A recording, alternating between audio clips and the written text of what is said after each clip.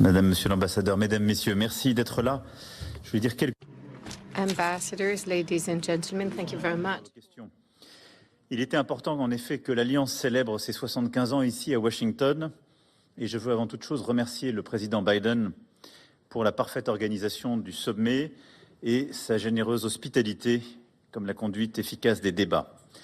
Je veux aussi remercier le secrétaire général Jens Stoltenberg qui a ici tenu son dernier sommet après 10 années comme secrétaire général de l'OTAN. Je le remercie pour sa compétence, sa loyauté et tout particulièrement les dernières années.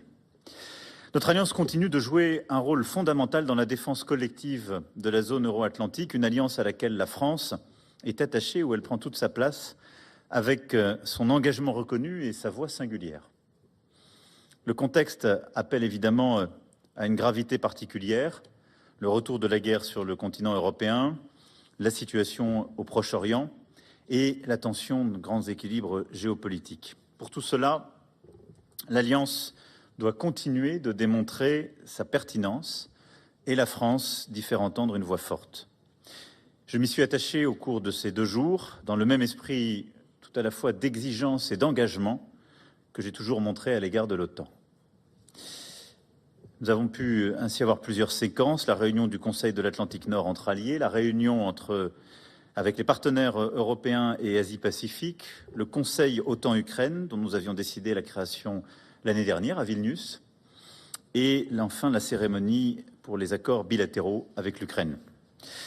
Au-delà de cela, plusieurs réunions bilatérales se sont tenues avec le chancelier allemand, le nouveau Premier ministre britannique, les présidents d'Ukraine, de Turquie et également les nouveaux premiers ministres des Pays-Bas et de Nouvelle-Zélande. Alors, que retenir essentiellement de ces 2 jours ? D'abord, l'Alliance s'est renforcée. Elle s'est réunie pour la première fois à 32 aujourd'hui. L'adhésion de la Suède, après celle de la Finlande, apporte de nouvelles forces à notre Alliance, comme à notre défense collective, et elle est aussi le signe d'un échec stratégique de la Russie. Ensuite, l'engagement accru des Européens renforce l'Alliance, non seulement par leur nombre, mais par leurs efforts. 23 alliés dépassent désormais les 2% du produit intérieur brut de dépenses de défense, et beaucoup s'engagent sur le terrain. Nous faisons ainsi plus et mieux, ensemble et de manière cohérente. La France fait l'effort qui est attendu d'elle, et avec les 2 lois de programmation militaire, sur 10 ans, nous aurons doublé notre budget de défense. Sur l'Ukraine, l'Alliance joue aussi tout son rôle. D'abord, l'OTAN continue d'assurer de manière crédible la protection du territoire des alliés face aux menaces russes. Depuis 28 mois maintenant, la Russie poursuit sa guerre d'agression contre l'Ukraine, mais malgré ses tentatives d'affaiblir notre unité, elle échoue à diviser les alliés. La garantie apportée par l'article 5 continue de démontrer sa force et son efficacité, et nous poursuivons le renforcement de la posture de dissuasion et de défense de l'OTAN, conformément aux décisions prises au précédent sommet.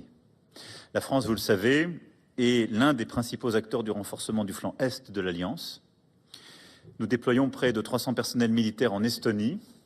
Nous dépêchons régulièrement des missions de police du ciel depuis la Lituanie. Enfin, près de 700 personnels en Roumanie, avec des moyens de défense aérienne sophistiqués, que nous avons d'ailleurs déployés quelques jours à peine après le lancement de l'offensive de février 2022. En tout, ce sont plus de 2000 militaires français qui sont engagés dans les opérations militaires de l'OTAN à l'est de l'Europe. La France prend ainsi toute sa part dans les efforts capacitaires qui sont attendus de chaque allié et se situe au tout premier rang des nations quand il s'agit d'honorer les engagements auxquels elle a souscrit dans un cadre otanien. Nous contribuons par ailleurs au renforcement des moyens des alliés et c'est dans cet esprit que les ministres des Armées et les ministres de la Défense ont pu signer ce matin une initiative dite ELSA pour développer des missiles de longue portée.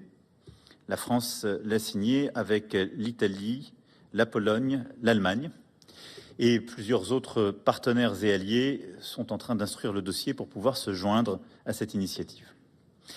S'il n'est pas question que l'Alliance soit directement impliquée dans la guerre en Ukraine, il est par contre essentiel que les alliés maintiennent tout le soutien qu'ils lui apportent efficacement.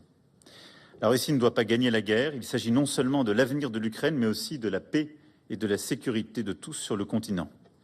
C'est pourquoi dans l'esprit de la conférence du 26 février qui s'est tenue à Paris, nous adaptons constamment l'assistance militaire que nous apportons à l'Ukraine à titre national avec nos partenaires européens dans le cadre du G7 et bien sûr dans le cadre de l'OTAN. Notre soutien continue de faire la différence et doit permettre à l'Ukraine de répondre aux attaques russes. Nous continuerons de l'appuyer aussi longtemps que nécessaire. C'est dans cet esprit que des décisions importantes ont aussi été prises ici, à Washington, pour ancrer notre soutien dans la durée et progresser vers l'adhésion de l'Ukraine à l'OTAN. D'abord, avec la création d'une structure pour coordonner une grande partie de l'assistance militaire et de la formation. Un haut représentant civil de l'OTAN se chargera de cette coordination. Ensuite, avec un paquet financier qui regroupe et consolide l'ensemble des engagements pris à titre national, européen ou autre et les ancre dans la durée.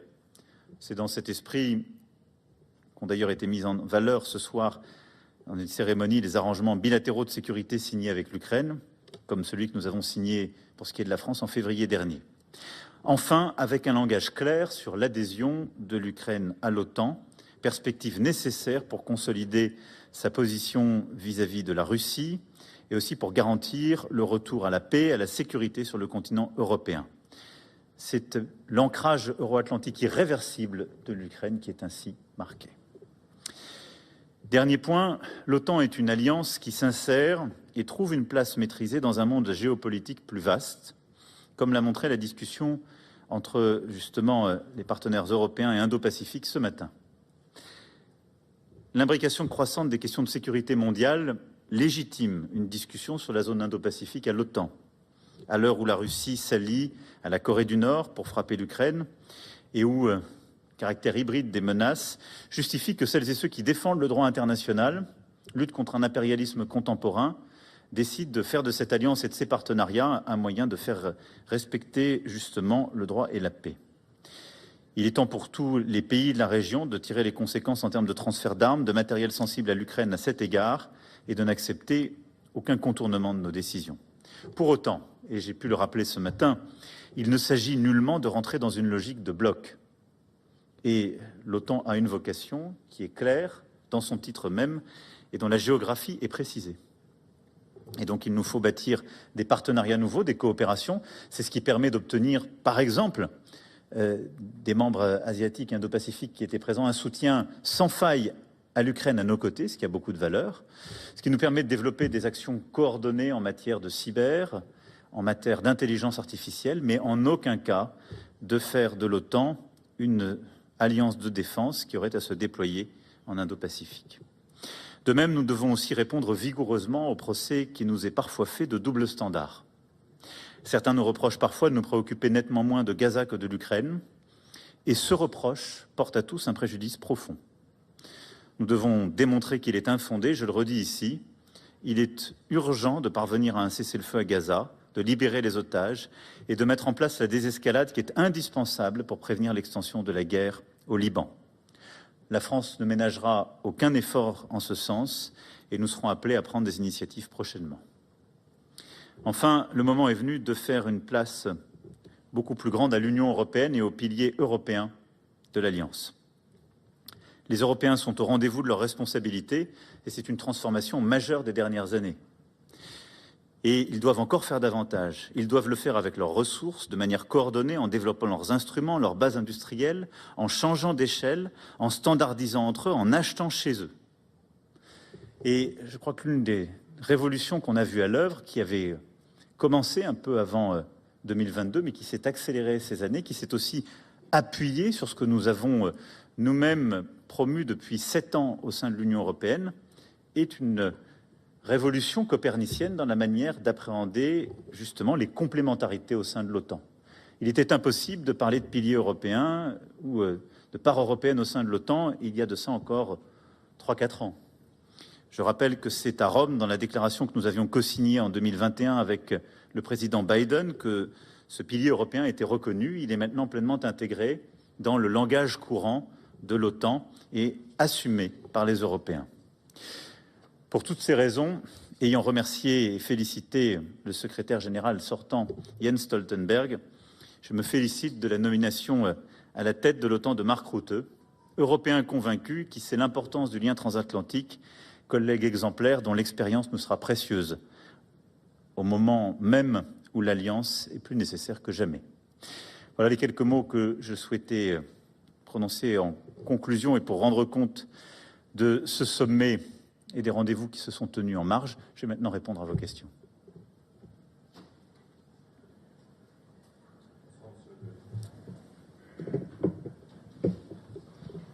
C'est bon. Bonsoir Monsieur le Président de la République, Florent Tardif pour CNews.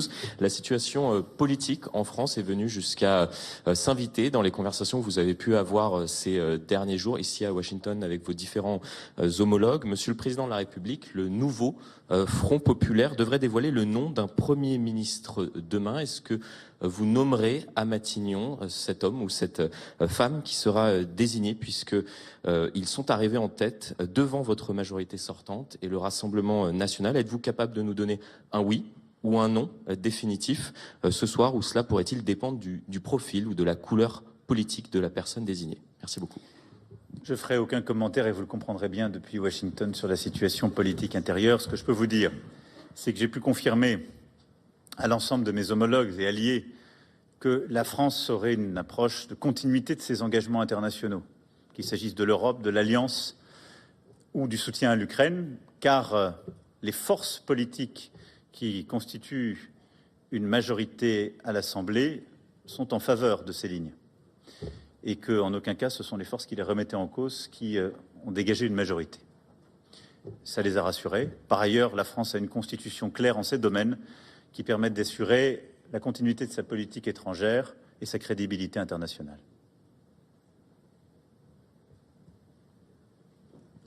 Thank you very much. Just minutes ago, at the Ukraine Compact event, President Joe Biden appeared to introduce Zelensky as President Putin.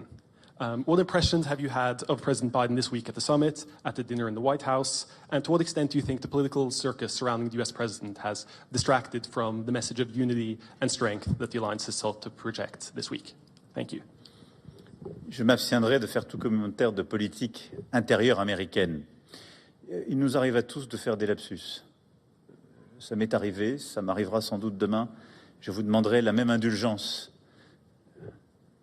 qu'il faut avoir entre personnes bienveillantes.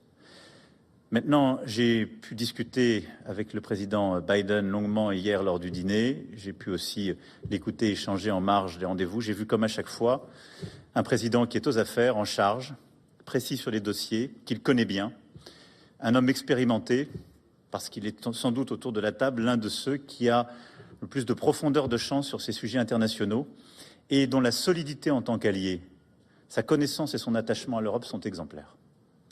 Et je dois vous le dire, la France, l'Europe, l'Ukraine ont beaucoup de chance d'avoir une administration, un président engagé comme il l'est. C'est le plus important pour moi. Et la discussion que nous avons eue hier était une discussion précise, amicale, professionnelle et pleinement rassurante à tous égards sur l'engagement américain, sa force et sa continuité. Bonjour Monsieur le Président, Thomas Després pour RTL. Hier, vous avez échangé avec le président avec le chancelier Olaf Scholz. Vous avez évoqué cette question des coalitions. Ce matin, il s'est dit optimiste quant à la capacité des leaders français de discuter. Est-ce que vous êtes optimiste? Qu'est-ce que vous diriez du calendrier, de la date limite que vous attendez pour nommer ce nouveau gouvernement? Et que se passera-t-il s'ils ne parviennent pas à se mettre d'accord dans les prochains jours? Alors, je ne voudrais pas que vous vous sentiez obligé de ne poser aucune question sur l'OTAN, la défense, la guerre, l'Ukraine, etc. Vraiment, ne vous sentez pas réfréné. Mais comme je viens de le dire à votre collègue, je ne ferai aucun commentaire de politique intérieure.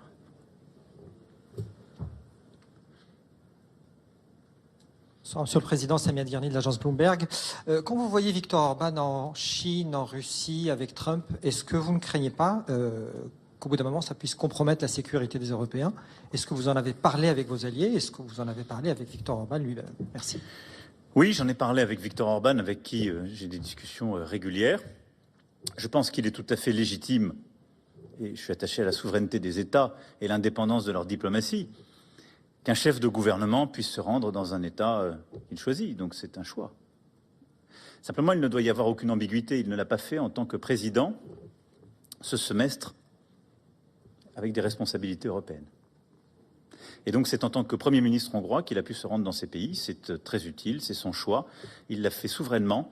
Mais en faisant ces visites, il ne nous a en rien engagés parce qu'il ne nous a en rien informés au préalable et n'a reçu aucun mandat. C'est tout. Et donc ça n'engage que la Hongrie, toute la Hongrie, ce qui est déjà important et tout à fait respectable, mais pas davantage que la Hongrie. Pour le reste, l'Europe est unie, elle est claire, l'OTAN aussi. Et je le dis avec beaucoup de respect pour un collègue et beaucoup de respect pour la Hongrie.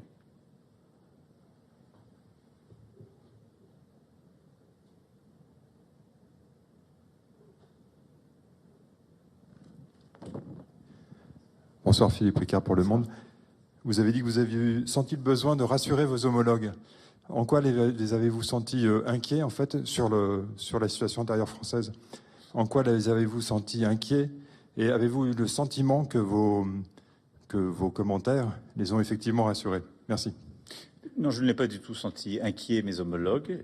Je pense que j'en ai senti beaucoup soulagés, parce qu'ils avaient compris que le risque d'avoir une formation politique qui remettait en cause la présence dans le commandement intégré de l'OTAN, qui questionne pour une autre notre dissuasion, qui remet en cause profondément l'aide à l'Ukraine, était de nature à pouvoir compliquer les décisions que nous avions prises, même si là aussi notre Constitution est claire. Donc il n'y a pas eu d'autres commentaires, comme je vous le dis. Les choses avancent. Allez-y, si vous avez une dernière question. Après, on ira prendre l'avion. Bonsoir, Bastien Auger pour TF1 LCI. Vous venez à l'instant de dire que vous avez rassuré vos partenaires. Si on comprend entre lignes ce que vous dites à la fois sur le fait que le Rassemblement national ne prendrait pas les commandes du gouvernement, mais vous parlez aussi de ceux qui remettent en cause notamment la dissuasion. Donc je pense que vous faites aussi référence à la France insoumise. Est-ce que ça veut dire que vous dites ce soir que la France insoumise n'intégrera pas de gouvernement français, même si c'est ce que vous demande, c'est ce que disait mon collègue tout à l'heure, une partie des forces politiques françaises qui estiment être arrivée en tête? C'est bien essayé, mais je ne répondrai pas davantage à des questions de politique intérieure. Mais je ne peux pas vous reprocher d'avoir essayé. Il y avait une dernière question, M. Baron. Allez-y.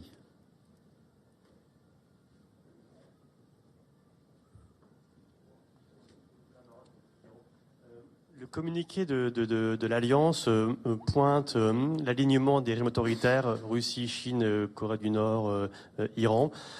Comment est-ce que l'OTAN doit s'adapter à cette nouvelle configuration avec la Russie et la Chine qui coopèrent et qui défient l'Occident? Merci. C'est un peu ce que j'évoquais tout à l'heure et que nous avons partagé en effet ce matin avec nos partenaires indo-pacifiques. C'est un état de fait qu'il y a aujourd'hui des coopérations dans le contexte ukrainien qui se créent. D'abord entre la Russie et la Corée du Nord, avec des accords réciproques et des vrais partenariats capacitaires. Ensuite avec l'Iran, sur la question des drones, et ils sont perceptibles et c'est traçable sur le théâtre ukrainien.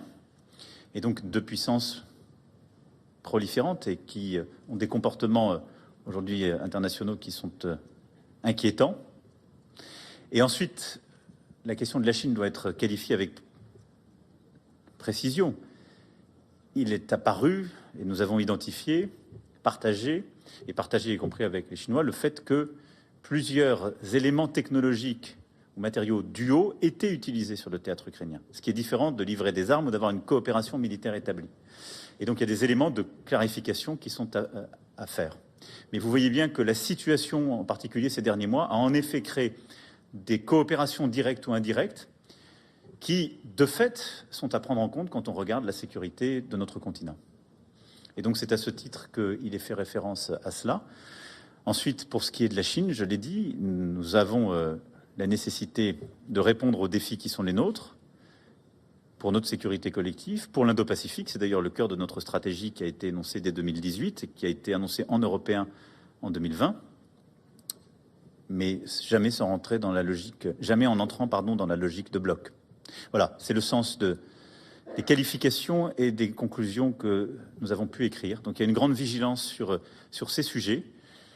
C'est la manifestation aussi du fait que plusieurs puissances qui sont membres de l'OTAN les regardent avec détermination, vigilance, et dans les cadres appropriés, que ce soit les Nations Unies ou que ce soit les formats ad hoc, nous continuerons de mener justement les initiatives qui conviennent pour réduire ces coopérations, empêcher les proliférations et autres.